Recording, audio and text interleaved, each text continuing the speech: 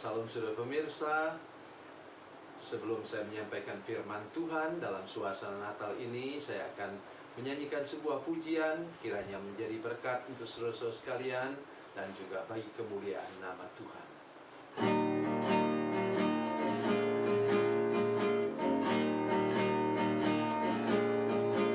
Di sawah dan di ladang ku bekerja, di sana Yesus ada bersamaku. Di rumah dan di pondok ladangku berada, di sana Yesus ada besertaku.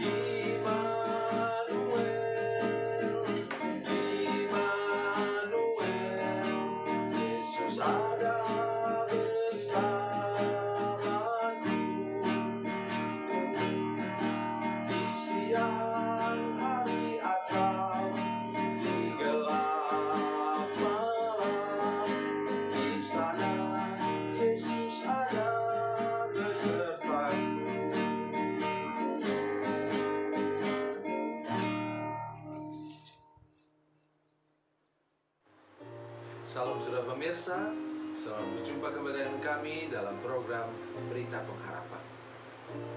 Saya ingin mengunjungi saudara-saudara sekalian, ingin menolong saudara-saudara sekalian, bahwa kalau kita kikir, kalau kita pelit, kalau kita selalu berat memberikan persembahan, maka sebenarnya Tuhan juga berat untuk sulit untuk dan tidak punya akses juga untuk memberkati kita. Mengapa? Kalau tangan kita sudah penuh, bagaimana Dia memberkati kita? Taruh di mana lagi? Sebelum mendengarkan firman Tuhan, mari kita berdoa.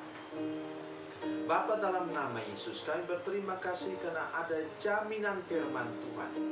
Kalau kami murah hati, rajin memberi, rajin menolong orang lain, rajin memberkati orang lain, maka Tuhan pasti akan memberkati kami. Tolong setiap jemaat, setiap pemirsa yang menyaksikan program ini, supaya firman Tuhan hari ini masuk sampai ke dalam batin hati kami, menggerakkan tangan kami untuk berbuat baik. Terima kasih Tuhan, dalam nama Yesus. Haleluya. Amin. Mari kita membaca firman Tuhan dari Perjanjian Baru. Perjanjian Baru, Kisah Para Rasul pasal 4. Kisah Para Rasul pasal 4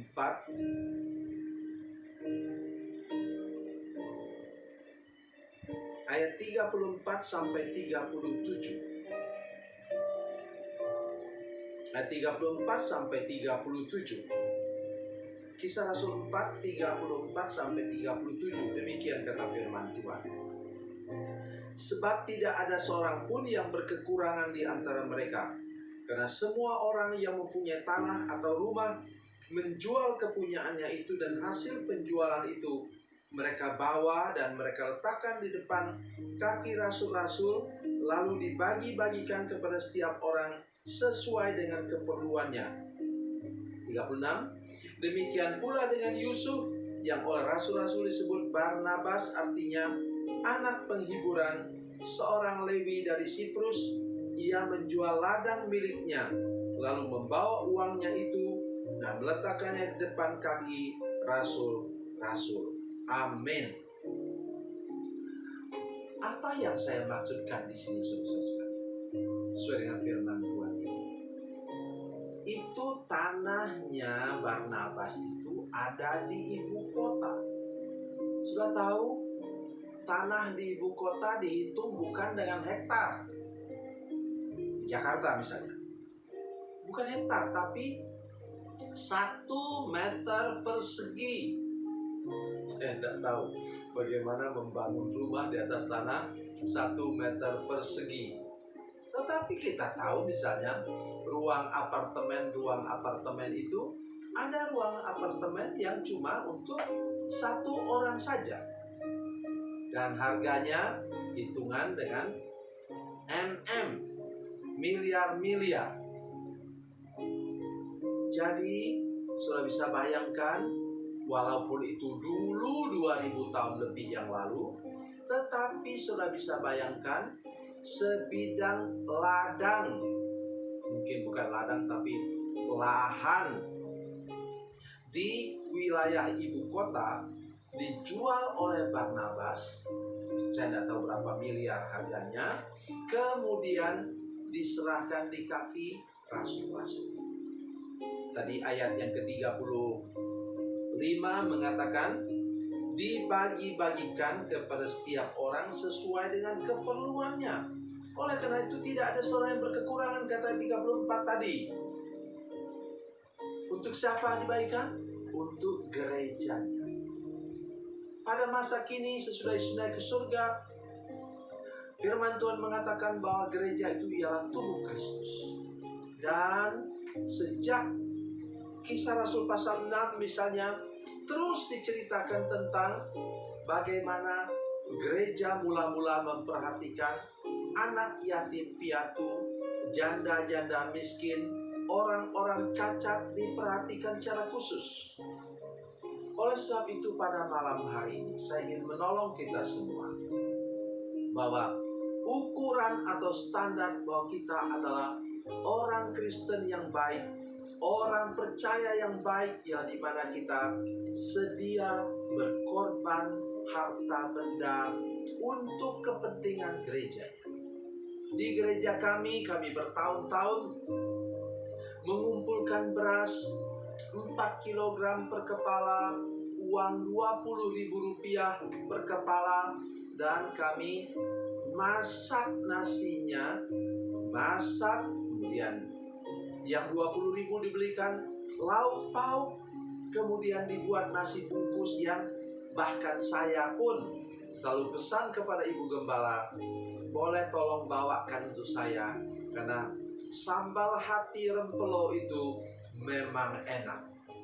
Dan nasi yang kami bagikan ialah nasi yang standar untuk kami makan di rumah, tidak boleh kurang daripada itu. Dan kami mengalami bagaimana Tuhan memberkati gereja kami. Karena kami tidak besar, saudara sekalian, tapi kami mampu membagikan 800 sampai 900 nasi bungkus, termasuk ditambah dengan air mineral ke sana dan memberkati orang di sana.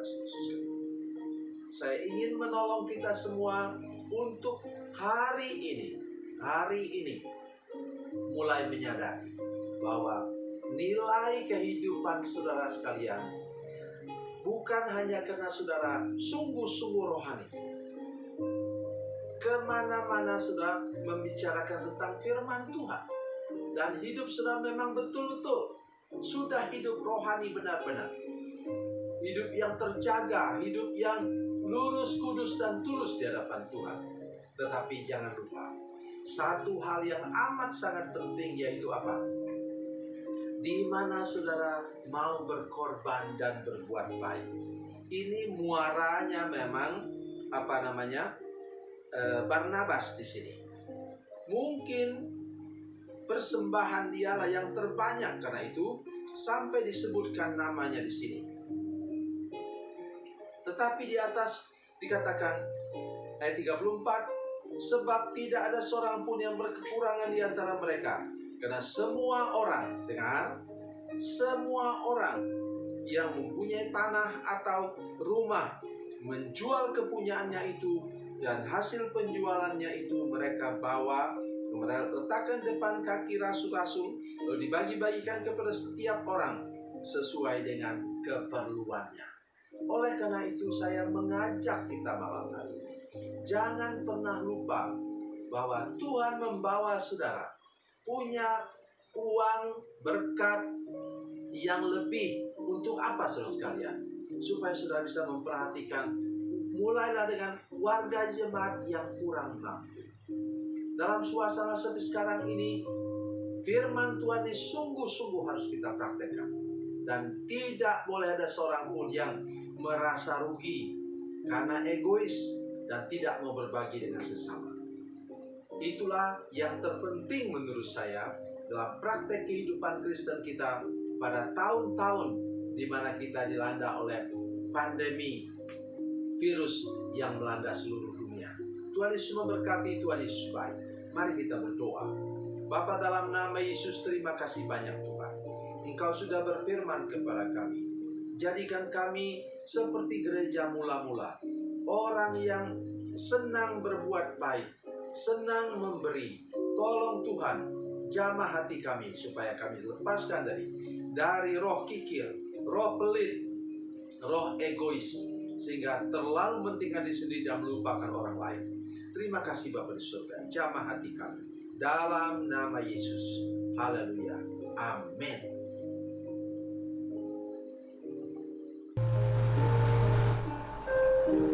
Bila Anda memerlukan dukungan doa kami, atau bila Anda punya masalah yang ingin didoakan, silakan menghubungi nomor telepon kami 0812 7661 1125. Dan bagi Anda yang berada di luar negeri, silakan menghubungi +62 812 7661 1125. Tuhan Yesus memberkati, Tuhan Yesus baik.